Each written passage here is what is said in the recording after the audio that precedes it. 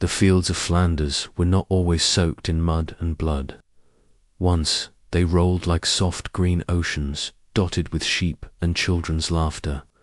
There was a village called Rousseauville, small and forgotten, built from stone and time, wrapped around a little church with a bell that only tolled for weddings or storms.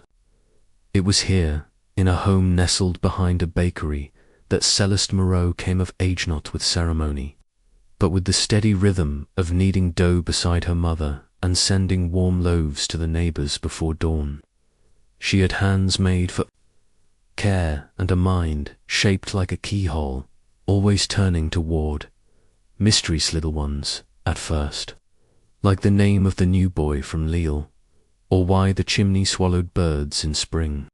But beneath that curiosity lay something firmer, quieter, a will to see more than her world would allow. In the same village, some 40 kilometers west, a Senegalese boy named Mamadou Diallo marched with the other conscripts. He did not come of his own choosing. The French had taken his father's millet and his older brother's arms, and now they had taken him 2 cents across the sea with a rifle in his hand and a uniform that fit no one quite right. In the port of Marseille, he had tasted snow for the first time and watched men stare through him like he was not quite real.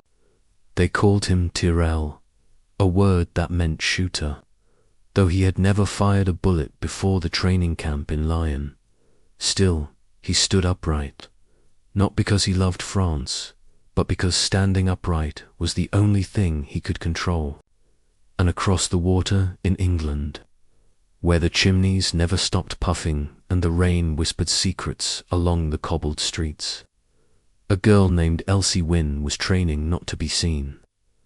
Elsie had freckles like falling ash and eyes that never settled.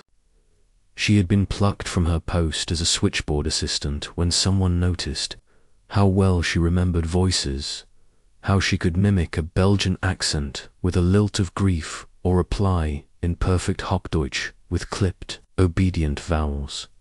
They did not tell her much, only that she would carry words across borders, and that if caught, she must not be remembered. By the end of the summer of 1914, she had crossed into France under a false name, riding in the back of an ambulance with a satchel of paper so thin it could hide behind the lining of a glove. The world was shifting, but it did not shatter all at once. The war came like a slow rip in the fabric of daily life, bread rationed, fathers summoned, church bells silenced. The train station grew swollen with men in blue coats and kisses cut short. Rousseauville emptied until only the old, the young, and the invisible remained. Céleste stayed, not because she was brave, but because her mother's lungs had begun to fail and the bakery needed tending. She would rise before the birds and press dough with aching wrists, listening to the distant thunder of cannon fire creeping closer with each week. She watched strange soldiers pass through, Canadians with their long vowels, Moroccans with their bright eyes, Indian sepoys clutching amulets against the cold. All were marching east. None ever returned west. Mad OU slept in tents so cold they cracked at the seams, his skin burning beneath wool meant for Parisian winters. They trained by shouting numbers in French and running until their legs forgot the jungle. His comrades died not in battle, but from coughs that never left their lungs. Still, he held on. He found warmth in singing songs from home, in rapping, his mother's scarf around his wrist, in caring for a pigeon named Diara, assigned to his company. The birds were quicker than couriers and less likely to die. Mamadou fed Diara crumbs of biscuit and whispered Wolof into her feathers. She was the only soul he trusted, and Elsie, threading her way through occupied towns, learned the art of silence. She delivered code on invisible ink scratched into recipe cards, slipped messages into the seams of socks, memorized entire conversations between German officers and French collaborators. She posed as a nurse, a schoolteacher, even a grieving sister. Once, she spoke to a soldier with bandaged eyes, asking gently about troop movements. When he began to cry, she held his hand until sleep took him. She felt like a ghost already, walking through lives she would never live. The storm had not yet peaked, but its edges had touched them all, Celeste with her quiet defiance, Mamadou with his weary resolve, Elsie with her fragile masks. The war had not asked them for permission. It had come anyway, eroding the edges of the world they knew, drawing them towards something far larger, far darker than anything they had ever imagined. And so they waited each in their own way for the moment the war would call their names louder than their pasts could hold. It was in the early days of 1915 that the world began to change its shape entirely, not with sudden fire, but with the quiet disappearance of what had always been there. The bakery's windows in Rousseauville were blackened, not from soot or smoke, but from silence. Celeste still rose before dawn, still shaped the dough as her mother had taught her, but the warmth was gone. Her mother's breath had grown thinner by the day, and one morning it stopped entirely. Celeste did not cry. She sat beside the bed and folded the sheet over the body, as if tucking her mother in for the last long sleep. Outside, a new sound echoed through the streets. Not bells, not laughter, but boots. Foreign boots. The Germans had arrived. They did not storm the village with violence. They came instead with forms and rifles, with clipped commands and half smiles. They took over the church and turned it into a command post. They requisitioned homes, one by one. Celeste's bakery was left untouched, not out of mercy, but usefulness. The soldiers needed bread, and she was the only one left who could make it, so she baked for them. Wordlessly, she never looked them in the eye. She kept her face like stone and her ears open. Sometimes they spoke in hushed tones near the back table. Sometimes they dropped letters, receipts, maps, and Celeste, with her quiet hands, began to collect them. Far from the village, Mamadou's unit had been sent to the front near Ypres, to a stretch of earth where trees no longer grew and the sky hung like an iron curtain. The trench was no more than a gash in the ground, oozing water and fear. His first day, Mamadou watched a boy no older than 16 fall face first into the mud and never rise. No one screamed. They only stepped over him, as if the ground had always claimed its share. He tried to write home, but the words felt thin, too small for what he had seen, so he stopped writing. He fed Diarra with trembling hands and kept his letters in his head. When the order came to charge, Mamadou did not move at first. His legs did not understand the command, but the whistle blew, and the men rose like ghosts, stumbling over the top into a world that belonged to no one. Bullets cut through the air like whispers, fast and cruel. Mamadou ran, not toward the enemy, but away from the cold, away from the trench, away from the endless grey. He didn't remember how he made it back alive, only that he could still feel Diarra beneath his coat, her heart beating faster than his own.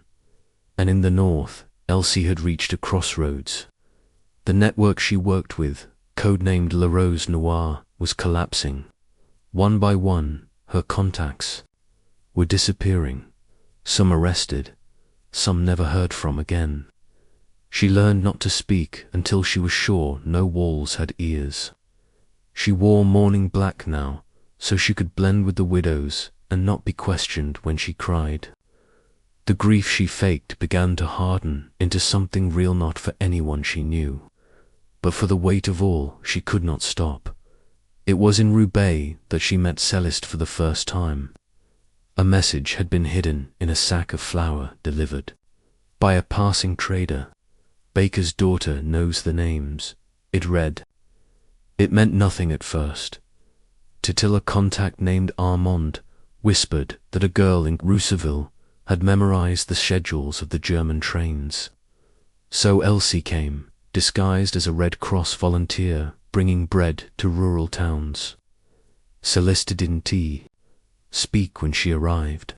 She simply looked into Elsie's eyes and nodded once. That was how it began, the quiet resistance of two women who had nothing but their grief and their memory. Celeste learned to bake secrets into loaves, little slips of paper tucked into hollow crusts. Elsie carried them across the countryside, past checkpoints and searchlights, always smiling, always grieving. They did not speak of trust. There was no time, only the work and the fear and the slow understanding that even silence could be an act of war. Mamadou's world shrank to a stretch of mud no wider than a churchyard. He stopped sleeping. When he closed his eyes, he heard screams that never ended. The other men began to lose their minds, some laughing into the night, some eating mud, some begging invisible gods to end it. He held Diara close and spoke to her in Wolof, not caring who heard. "You are home," he would whisper. "You are not here." She was the last thing in his life that did not reek of death. Then one evening, a shell landed near the trench and blew apart the earth like it was paper. Mamadou awoke, covered in blood that was not his. Diara was gone. He dug through the rubble with bare hands until he found her, her wing broken, eyes wide. She was still breathing, barely. He held her to his chest and sobbed deep, broken sobs that tore the cold from his lungs. No one stopped him. They were all crying too. The war had not yet ended anyone's story, but it had begun to erase the pieces that made them human. Celeste no longer dreamed. Elsie no longer feared death. Mamadou no longer felt his feet when he walked. And still, every day, the cannons grew louder. Every day, the world asked a little more of what was left. There is a place where the wind forgets how to blow and the sky lowers its eyes, where the land no longer breathes and mud replaces memory. That place was the front dot by the winter of 1915. Mamadou's boots had become extensions of his skin, wet-rotted, splitting with each step. His hands were blistered and blackened, his breath always visible in the damp cold that never lifted, even in sleep. If it could be called sleep, men didn't rest anymore. They folded into corners like broken furniture propped against walls, of sandbags and wire, trying to remember how to forget. The trench was not just mud and blooded, was time itself, stretched so thin it cracked. There was no past, no future, only hours marked by rations, fire, and the dead. Rats were kings there. They fed on what the earth refused to bury, dragging bits of men into corners like war trophies. Mamadou watched one gnaw the soft flesh of a boy's face. The boy had no name Mamadou could recall, just a number on a tag now washed. Clean by rain. Each day brought new orders: dig, wait, fire, advance, retreat, repeat. The war did not want their lives quickly. It wanted them slowly, inch by inch. It wanted their minds first. The screams that echoed at night weren't always from the wounded. Some came from within, the mind turning against itself, breaking like a bone under pressure. There were men who clawed at their own faces, convinced there were spiders under their skin. One sergeant wandered into no man's land, naked and singing. Mamadou never saw him again. Letters from home arrived like ghosts. Sometimes they were real, folded and smudged, smelling faintly of soap or wood smoke. Sometimes they were allowed by men who had received nothing, trying to remember what love sounded like. Mamadou never spoke of his village. It had become too distant, a dream he no longer trusted. He thought of Diarra, now healed but too weak to fly. She perched near his head at night, the only warmth he knew. She was his last familiar heartbeat. In a world of strangers, far behind the lines, Celeste felt the weight too, though her war had no trenches. Hers was a different rot, slower, but no less brutal. The Germans had become part of the village now, wearing civility-like, ill-fitting jackets. The commander of the garrison, a man named Fischer, would tip his hat when he passed her, sometimes even ask politely for more loaves. He was always smiling. Celeste had learned to smile back, barely. She had learned how to nod, how to play small, how to speak just enough to pass. Each day more soldiers came. Each week more trains arrived. Celeste watched the patterns. She memorized insignias. She learned which units stayed for days and which vanished by morning. And at night, in the darkness of her empty home, she inked the details in tiny, slanted letters and baked them into bread, then waited for Elsie to return. Elsie came less often now. The journey had grown dangerous. 2 women from her network had been caught last month, one hanged. The other paraded through the town before being sent to a prison. No one returned from. Elsie's face was sharper now, her eyes always scanning. But she came anyway, cloaked in grief, masked as a nurse, hands gentle even as she reached for secrets. Celeste never asked where the messages went. She didn't need to. The war fed on knowledge as much as bullets. Every schedule shared, every location mapped, was a wound in the enemy's skin. They never called it friendship, but when they stood together, there was something between them, a silence that felt less lonely. Celeste once brushed Elsie's hand by accident and didn't pull away. They stood like that for a moment, 2 women made of absence, holding the smallest thread of human contact before the world called them back to their masks. And all the while, Mamadou marched and dug and waited. His unit was now less than half its size. Replacements came from Algeria, Indochina, Madagascar, men from across the empire, fighting for soil that was never theirs. They spoke in different tongues but shared the same look in their eyes, a hollow kind of waiting. The French officers called them brave, but the men knew better. They were not brave. They were trapped. One morning, the shelling began at dawn and did not stop. For 7 hours, the sky tore open. The ground shook like something alive. Mamadou held Diarra in his coat and pressed himself against the wall of the trench, praying not for life, but for stillness. When the order came to advance, they rose again, half men in torn coats, screaming not out of courage, but panic. He ran. The mud grabbed at his boots. The sky was on fire. Around him, men fell like dominoes. And then something struck him hard, hot, tearing through the side of his leg. He collapsed, unable to move. The world became a ringing void. When he woke, he was in a field hospital. The cot beneath him was soaked. His leg had been wrapped, but the pain was distant now, like thunder rolling on the edge of memory. Diarra was gone. He called for her with dry lips, but no one answered. He turned his head and saw only rows of broken men, boulders that breathed but no longer spoke. The trench was behind him, but part of him had been buried there, standing. They say war turns boys into men, but what it truly does is quieter.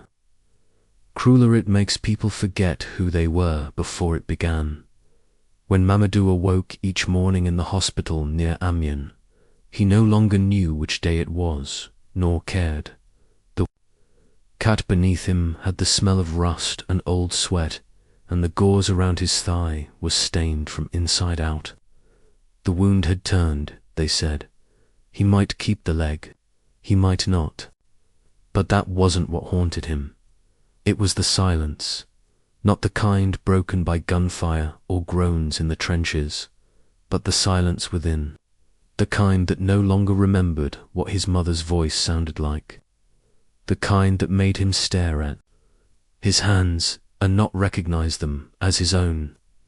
There was a boy across from him, French, pale and shaking, who had not spoken in 9 days. Every time the nurses tried to feed him, he wept. Not loudly, just little tears, like rained down a dirty window. No one told Mamadou what to do anymore. They barely looked at him. Black bodies were less of a surprise now. There were hundreds like him in the wards, scattered like seeds across a land that never asked them to bloom. He missed Diarra. He didn't even know if she had flown or been crushed. She had carried messages, like him, but she had been small enough to leave when she needed to. He stayed, not out of duty, out of lack of choice in Rousseauville. Céleste had reached the edge of herself. The resistance work was becoming dangerous. 2 German officers had begun to ask questions. One loitered in the bakery too long. Another began commenting on her eyes, her hair, her silence. Elsie had warned her. When a soldier smiles too much, it means they've already decided what they want. That week, Céleste began baking with a knife in her apron. She tucked it near the waistband, the handle warm against her stomach, and prayed. She would never have to touch it. The next message she received was different. It was not just a note to pass. It was an instruction, a name, a train, and a date. It was time to do more than observe. They were asking her to act. Céleste sat in her kitchen with the flour dust rising in thin clouds, the note trembling in her hand. The name belonged to an interpreter stationed nearby, a Frenchman who had been aiding the Germans with regional dialects. The note said he would be boarding a train to Lille in 3 days. The resistance wanted him delayed. A dead delay, not a broken one. It was the first time her work would not just move information, but blood. She was not ready, and yet who was? Elsie came 2 nights later. Her face was paler than usual, her gloves damp from the rain. Céleste let her in without a word, then lit a single candle. They sat at the kitchen table like they had done so many times before, but something hung between them now, something heavier than silence. Céleste placed the note on the table and did not look away. "I can't," she said finally. Elsie's jaw tightened, not in anger but fear. "If you can't," Elsie replied, "someone else will. But they'll do it louder, and people will suffer for that noise." Céleste stared down at her hands. They were covered in flour and guilt. "It's not who I am." Elsie leaned forward, her voice low and cracked. "It's not who any of us are, but it's what this war keeps asking." Outside, the wind scraped along the stone walls of the village. Inside, 2 women sat on either side of a war that neither had started, but both had been called to finish in their own way. Céleste wanted to cry, but tears felt like too much and too little at once. Instead, she stood, took the note, burned it in the kitchen stove. "I won't do it," she said again, "but I'll keep baking." Elsie nodded, though her eyes carried something wounded. Not disappointment, something worse. Understanding. The next week, the interpreter was found dead outside of Arros, shot twice. No one spoke of it. No questions were asked in the village. But after that, The Germans searched the bakery more often. Celeste slept with her boots on. Back in the hospital, Mamadou was discharged. The leg would heal, but the limp would stay. He was reassigned not home, not away, just elsewhere. A message runner, now, behind the lines. It was dangerous, yes, but at least he would be moving. He accepted without speaking. When he left, the boy who hadn't spoken still hadn't spoken. Mamadou touched his shoulder before going. The boy didn't react. Maybe none of them would ever again. That night, Mamadou dreamed he was flying. No uniform, no earth beneath him, just wind and sky. In the dream, he looked down and saw himself. In a trench, younger, whole. And the pigeon was there too, flying beside him. But when he reached out, she vanished. The dream didn't end. It just drifted into darkness, slow as smoke. The war wasn't just in their lives anymore. It had taken root inside them, and each day it asked them, "Who are you now?" And each day they answered with their silence. Winter came like a closing fist. It did not snow in Rousseauville that year, only rained and rained and rained, until the very ground seemed to sigh beneath its weight. The bakery stayed open, though barely. Celeste had no fuel for the oven. Most days, no yeast, no salt, but she rose each morning anyway, and lit the coals with what she could find: broken crates, old furniture, sometimes the pages of old ledgers her father had kept. The bread was bitter, it didn't rise, but the soldiers still came, hungry not for taste but memory. The Germans were restless now. The war had shifted, and something had cracked at the edge of their confidence. Commanders barked orders more sharply. Paranoia pulsed under the surface of their glances. There had been sabotage along the rail lines, too precise, too many times. Someone, somewhere, was watching them too closely. And so suspicion grew like mold in the corners. Celeste noticed one soldier. A quiet boy with bad posture and a soft accents, maybe, who lingered after the others left. He didn't smile, didn't speak. He watched her hands as she kneaded, watched her eyes when she glanced toward the door. One day, he asked her name. She didn't answer. He didn't ask again, but something in his stare unsettled her. She began baking faster, breathing shallower, locking her door at night and not lighting the lantern. Elsie, meanwhile, had grown thinner bone and nerve, barely enough flesh to hide the scars forming inside. Her network had been reduced to whispers and walking ghosts. She traveled mostly alone now, disguises thinner each time. She was always grieving someone new. She hadn't laughed in months. When she met with Celeste, it was with hands trembling. From cold or hunger or fear, Celeste couldn't tell anymore. That night, in the back room of the bakery, Elsie told her, "They think I'm someone else." "What do you mean?" "There's a dossier," Elsie said. "My real name's not in it, but one of my faces is. They've seen me in Rouen, or think they have." Celeste lowered her eyes. "You should leave." "I will, soon, but I need one more delivery moved before I disappear." It was not a request, nor was it a command, just the last breath of trust, passed like a candle between wind gusts. Celeste nodded. They embraced briefly, like two trees leaning together in storm. Winds. It was the first time they had touched since the day of the note, the day Celeste chose not to kill. They had said little about that since, but the silence had been full. Far from them, Mamadou now moved in shadows.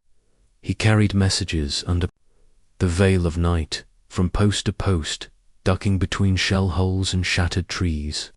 His legs still dragged, but his mind moved quicker now. He knew how to listen for shells, knew the shift in the air before one landed. He knew how to crawl beneath barbed wire without catching his coat. He knew death, and he no longer feared it. But there was something else growing in him now. A question, an ember. Why? Why still fight? Why still carry letters for men who never saw him as one of their own? Why die for soil that had never tasted his name? One night, after delivering a satchel of orders to an artillery position, Mamadou sat by the fire with another runner, Moroccan named Idris, who chewed cloves and smiled like it hurt him. Idris spoke slowly, carefully, like a man whose truth had been punished before. "You ever think of running?" he asked Mamadou, to where Idris looked at the stars. Anywhere. They fell into silence. Then Idris reached into his coat and pulled something out. A tiny bundle. Wings. A pigeon. Alive. Smuggled her from an old post. They were going to kill her, said. They didn't need birds anymore. I kept her. Mamadou reached out. The pigeon blinked. His hand trembled. "What's her name?" he asked, voice breaking. Idris smiled. "Whatever you need it to be." Later that night, Mamadou wrote a message, not from command, from himself. He didn't sign it. Just 4 lines in French and Wolof, scratched on a scrap of paper. "We are dying in a war that is not ours. The black man bleeds, and no one looks. But we still see. We still remember." He tied it to the pigeon's leg and let her go just before dawn.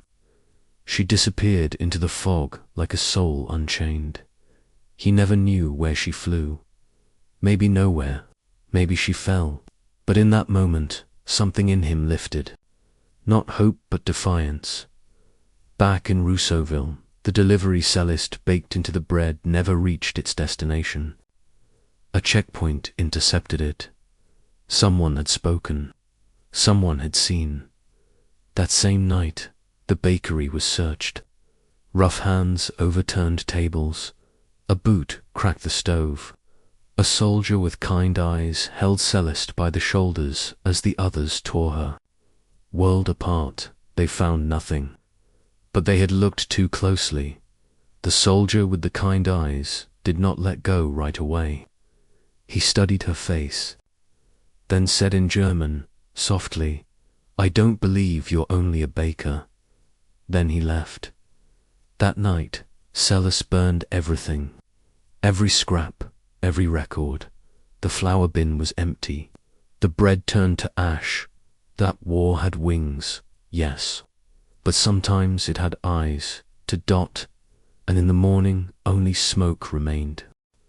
The village of Rousseauville never officially burned. There was no headline, no declaration, no entry in the officer's report. But something died there all the same. The bakery, once filled with warmth and quiet resistance, now stood hollow.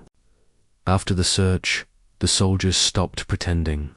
There were no more smiles, no more quiet civility.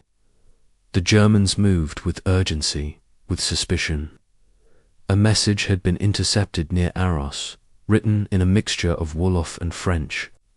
It had spoken of betrayal, of blood. It had travelled in the leg of a pigeon scent from a sector no pigeon should have escaped. They were hunting now. Not just soldiers, but shadows, whisperers. Women Celeste felt the change before it arrived. The quiet soldier with the Saxon eyes no longer visited the bakery. She didn't ask where he had gone. She already knew. And when a list was posted in the town square, with names underlined in red, she did not look directly at it, but she saw. Enough to know hers was there. She packed only what she could carry: a loaf of bread, a map, and the last note Elsie had given her, ink barely dried. "If you must go, go east. There's a convent near Cambrai. Tell them the storm eats its own." She left in the night, taking the narrow road that curved past the empty church. the one where she had once whispered her mother's name under the sound of tolling bells.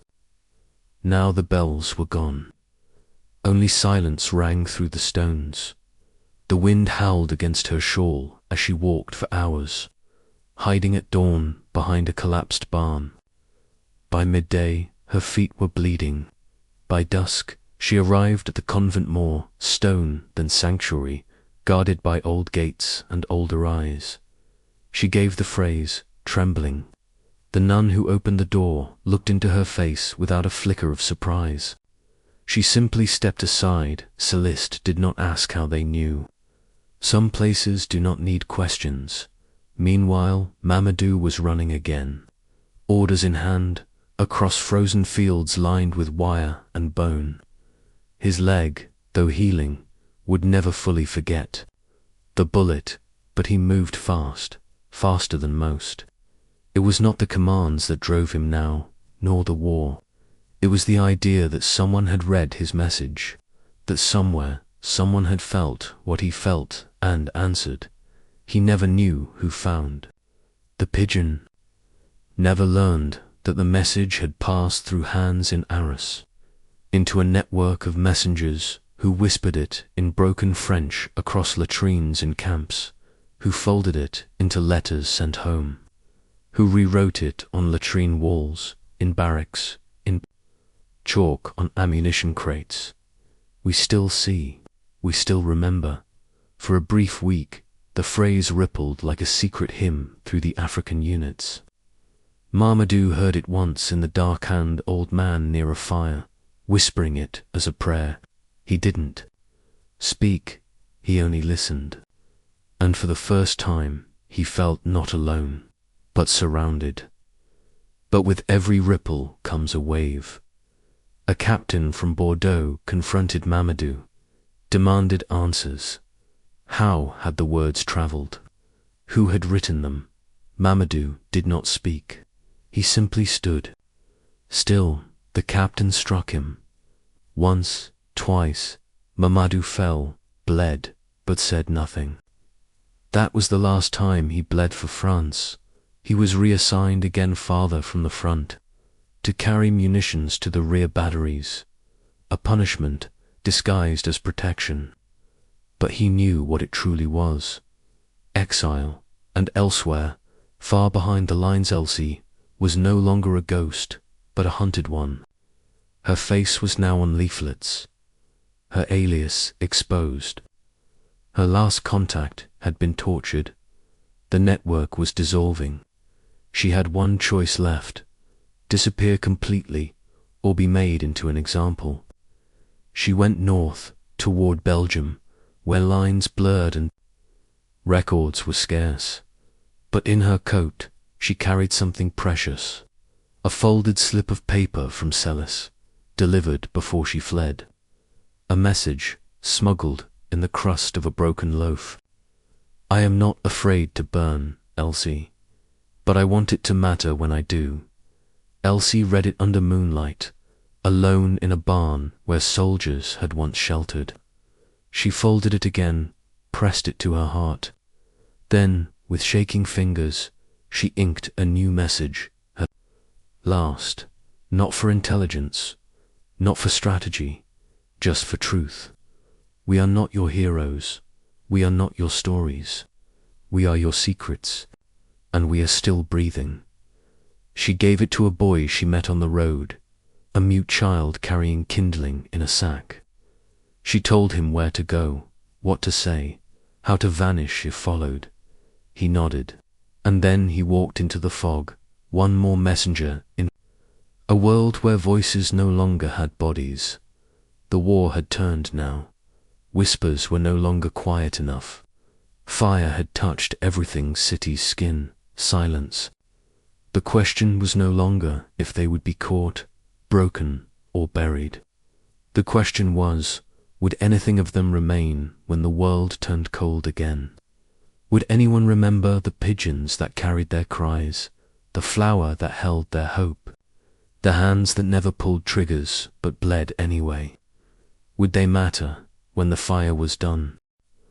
The war ended not with a shout, but a sign November 11th, 1918, a date the world would engrave into stone, wrap in ribbons, and speak of in parades. But for those who had bled quietly, who had vanished without names, it did not feel like an end. It felt like being left behind. The guns fell silent, yes, but silence was never simple again. It was filled with echoes' faces that no longer returned to their bunks, doorways that remained unopened, pigeons that never found their way home. Mamadou was still alive. That should have been enough. He stood among the living as the armistice was declared, watching officers weep and cheer as if the noise could drown out what had already been lost. He did not join in. His hands were cracked and calloused, his coat stained with soil that would never be washed out. His name was never written on any honor roll. No medals were pinned to his chest. When the war ended, the officers sent him back to the south of France to await transport. They gave him half pay. No thank you, just passage. The train south was crowded with silence. Men sat side by side, staring at the blur of ruined fields and half-built graves. When Mamadou stepped off, there were no cheers, no flags, just wind and railway dust. He had carried France on his back for 4 years, and now he was a stranger again. He wandered the coast for weeks before finding work loading crates on the docks, lifting fish and salt and barrels of forgotten promises. His leg ached in the cold, but he never limped when others were looking. At night, he would walk to the edge of the port and look at the sky. He thought of Diara, his pigeon, still flying somewhere in his memory, wing outstretched, carrying a message no one would ever answer. Celeste survived the war in the convent, though she never returned to the bakery. By the time she did, Rousseauville was only a skeleton of what it once was. The church bell was gone. The bakery door had been boarded. She found the room where her mother died still as she left it, dust thick enough to silence even memory. She did not reopen the shop. She simply lit a candle, sat in the middle of the floor, and waited for the pain to rise and pass. Word reached her slowly over months that Elsie had been captured near Antwerp. Not executed, worse, disavowed. The British had denied knowledge of her, claimed she'd gone rogue. She had been sent to a prison hospital in the countryside, under a false name, barely breathing. No visitors, no funeral, but Celeste did not believe that story. She had known Elsie's eyes too well, known the way she looked at exits, always calculating. There was something in her too stubborn to die in chains. And so Celeste lit another candle, one for the dead, and one for the hidden. Sometimes, in the small hours, she heard footsteps outside the bakery. She never checked. She only listened. One morning, a letter arrived, no return, no seal, just her name in shaky ink. Inside, a single line, still breathing. She kept the paper folded under her apron.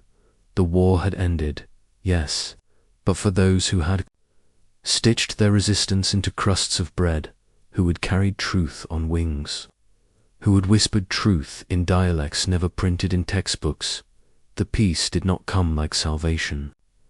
It came like a long walk back through ash, with no guarantee of firelight ahead. Mamadou eventually returned to Senegal. He arrived with fewer teeth, a limp, and no pension. No one in the village spoke of the war, not from shame, but from something older, something deeper. A wisdom that some griefs are too sacred to name. He planted trees. Every year he planted one more.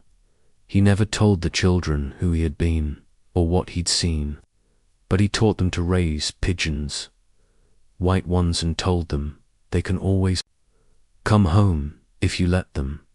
The children never understood, but they listened. and high above, the sky still bore scars clouds like smoke, stars dimmed by the weight of what had passed.